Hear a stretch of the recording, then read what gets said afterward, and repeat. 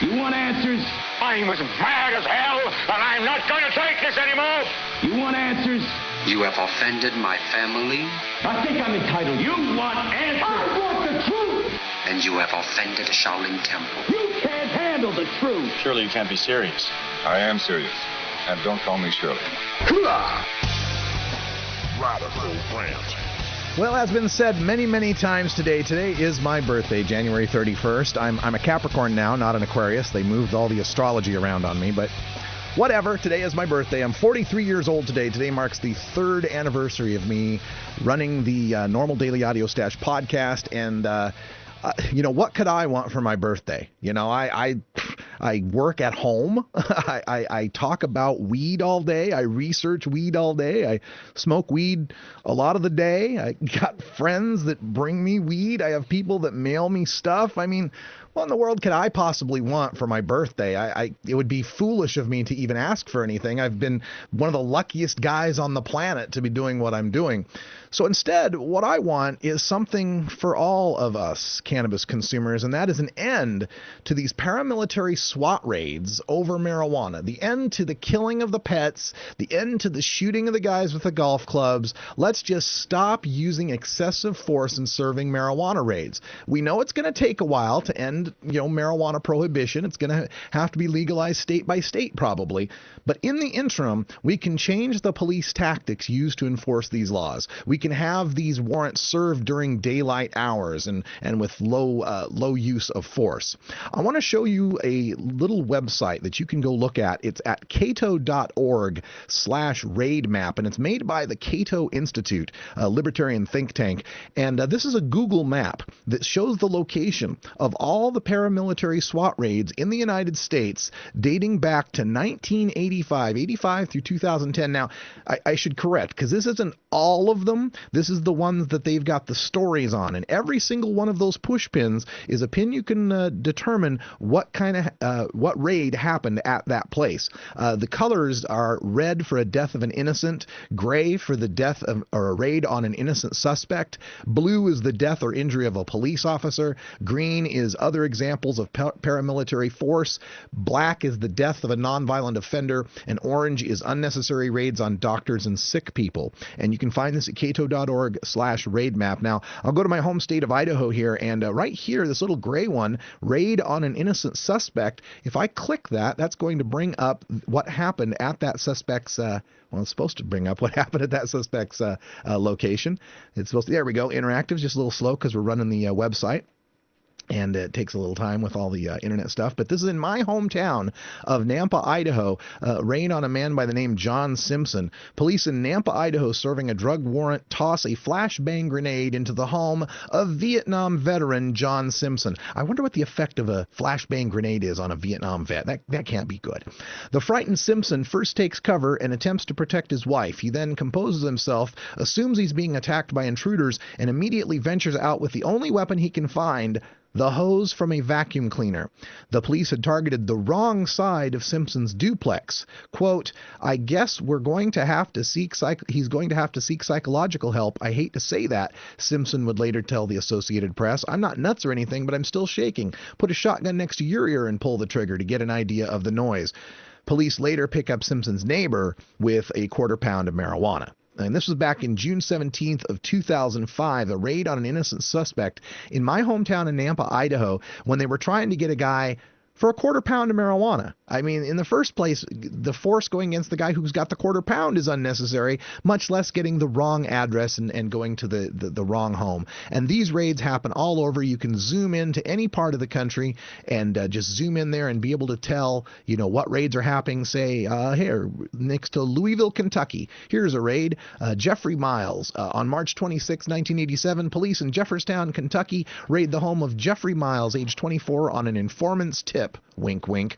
During the raid, Officer John Rucker shoots Miles and kills him. Police would later discover that Miles wasn't a suspect. The raid had been targeted at the wrong house. This happens far too often in this country. People dying because of a mistake on a warrant. And we have told these stories at the Normal Daily Audio Stash over the past 3 years that I've been writing for this blog. And just in this past year, we have seen many of these. Carrie's got a few up at Cannabis Fantastic as well. A SWAT SWAT team and a marijuana standoff, a man protecting his garden, has a standoff with officers, ends up shooting himself, committing suicide rather than giving in to the officers. In Washington State, just north of me, a 50-year-old military veteran was shoved to the floor in a SWAT raid over 2 small legal cannabis plants. This is the story of Will Laudansky, a medical marijuana patient in the state of Washington. As some officers held the man down with his face to the floor, the others began tearing through his apartment. He told them he was a medical marijuana patient and asked the officers if he could show them his paperwork. The police paperwork revealed that the man did indeed have paperwork declaring his marijuana grow was for medical purposes, and the officers observed 2 small marijuana plants growing in pots. And this is in a medical marijuana state, people, so remember, it's not quite legal yet. People are still getting raided over medical marijuana. Speaking of medical marijuana raids, we did a story in February of last year of a Missoula nursing home raided by SWAT over a medical marijuana caregiver. Missoula police raided a local nursing home last week after receiving a tip that an individual was selling marijuana to its residents. The suspected dealer, Taylor Gibbs, age 22, was found to be a medical marijuana caregiver registered with the state and no charges filed. But they break into, the SWAT team comes to a nursing home as if the elderly people living there are going to be firing back and going down in a hail of bullets. It's just ridiculous. And probably these elderly folks are just seeking some of the best medicine they can get their hands on that costs so much less than what their prescriptions probably cost them and causes them far less harm. And then, of course, the terrible story that we told that broke everyone's hearts this year, the story of the Missouri SWAT team that shot the family dog during a raid over a small amount of marijuana. You can find this at our blog at stash.normal.org. I'm not going to play it because it's my birthday and I don't want to get too bummed out, but basically the cops serve the raid. As they break in, the man's dogs start barking and coming at the police officers, and they shoot and kill the dogs, and right in front of the man and his children and his child and his wife, terrorized to see their dog killed like that. And it's not the only time we've told stories of dogs being killed. I have a whole topic over at stash.normal.org, dog shooting. It's its entire topic of stories that I've covered over the past 3 years of people's pets being killed. And oftentimes we're not even talking about, people say, oh, well, a pit bull could hurt an officer. No, we're talking about like a Welsh corgi. We're talking about dachshunds. We're talking about lap dogs that are being shot and killed in these raids as a matter of standard operating procedure to control these animals. This is what's going on in the name of trying to stop people from smoking marijuana. It's not going to happen. We're always going to smoke, and no amount of force that you use is going to stop us. We've done stories like this all year. We had a reader of ours write into us from Columbia, Missouri, and this is amazing here. I'll read you this man's story. The Columbia, Missouri Police Department served what they termed a high-risk search warrant at my residence April of 2009 when my wife woke me up just in time to hear a Columbia PD search warrant before they forced entry with a battering ram. It was the most horrifying 2 seconds of my life as I watched my door fly open and pieces of the door frame flying at me, followed by a column of paramilitary-clad thugs. As instructed by the cops with the machine guns in my face, I threw my hands up high as I could as I heard another one yell, "Secure the dog! Shoot him! Shoot him!" Fortunately, they did not kill my dog. I don't believe I could have remained as calm as the man in the other story. If they'd had, I'm pretty sure I'd be dead. My wife and I were pulled out of bed, naked and handcuffed. They finally brought in a female officer, and my wife was allowed to dress before being taken to the living room. I had a crowd of perverts staring at me. They found the misdemeanor amount of marijuana on my table, and of course, they didn't forget to steal every dollar in the house. After collecting the money, they actually had the nerve to ask if we had any jewelry or other valuables in the house. I had to ask, is this a robbery or what? After I was Mirandized, I made the only statement anyone in that situation should make. I received it from an ACLU member at the checkpoint going into Schwagstock. I invoke and refuse to waive my right to remain silent. I invoke and refuse to waive my right to have an attorney present, and I'm requesting that attorney now. They pulled my wife into another room and informed her that she, quote, doesn't know what kind of man I am, end quote. Laughable. I was ultimately arrested for misdemeanor possession of marijuana and paraphernalia. I bonded out right away and have yet to be charged with a crime. Like Mr. Whitworth, I have a previous felony conviction for marijuana possession, of course reduced from possession with intent. Aside from marijuana possession and a couple traffic tickets, my criminal record's clean. I've never been accused of a violent offense or weapons violation. There was no reason to believe that they were facing a violent suspect. My wife is a degree-holding physical scientist, and I will finish my BA in computer science in December. We may be just hippies in their eyes, but we're hippies that contribute to society, don't bother anybody, and pay our fair share to the government on top of what they steal, of course.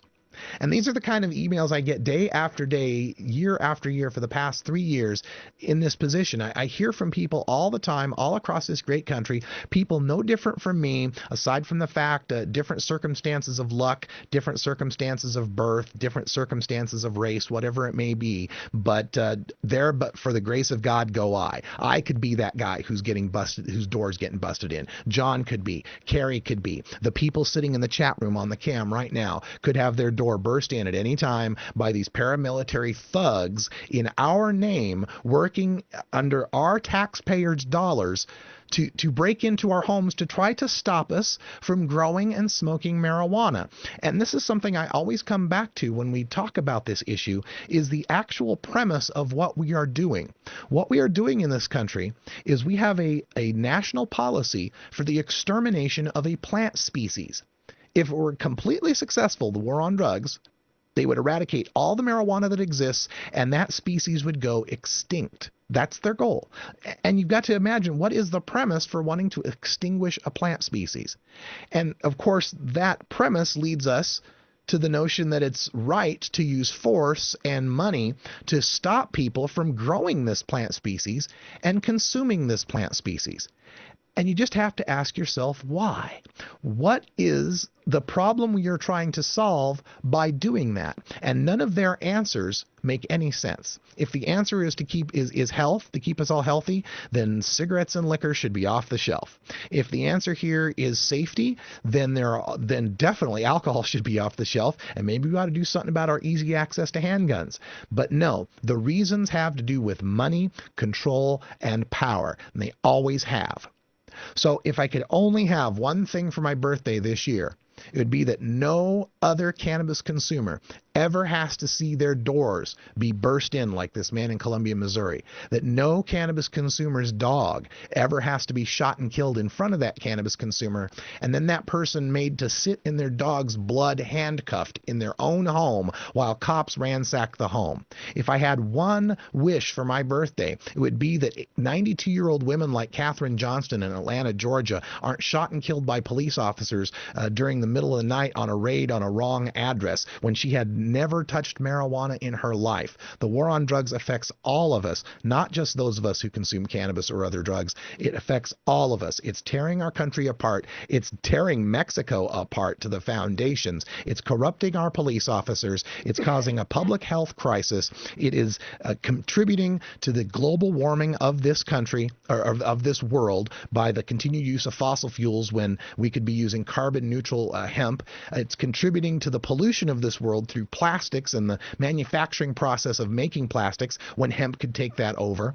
It is time to end adult marijuana prohibition. So if you want to do one thing for Radical Russ for my birthday, it's send a letter to your elected official at the state or federal level. Tell them you want to see this over. You want to see a stop to using extreme police force against cannabis consumers.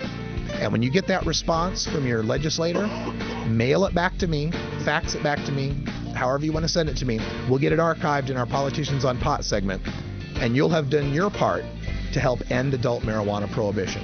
One voice at a time, one legislator at a time, one state at a time, until we take over this whole damn country and cannabis is re-legalized like our founding fathers intended. I'm Radical Russ. Thanks for joining us. And for Ganja John and Cannabis Carrie, thanks for tuning in to Normal Show Live. We got another hour here coming up on Toker Talk Radio for those of you listening to us live. For those of you on the podcast, thanks for the download. We'll talk to you tomorrow, and until next time.